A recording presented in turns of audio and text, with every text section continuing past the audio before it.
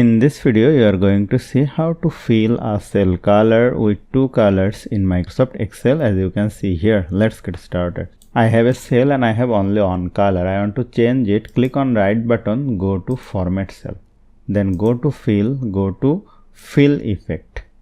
Now here you will see the gradient effect. I can use two colors. Go to colors 1 and choose a color of your choice, and go to color 2 and choose another color of your choice. And here is the preview. You can keep it horizontal, you can put it vertical, you can put it diagonal up or anything else. Let us choose this option vertical and click on OK and click on OK. Then the cell color will be changed. You can select the font and you can change the font color. If you want to make it this type, go to this over here, click on right button, go to format cell, go to fill effect and choose this option horizontal. OK.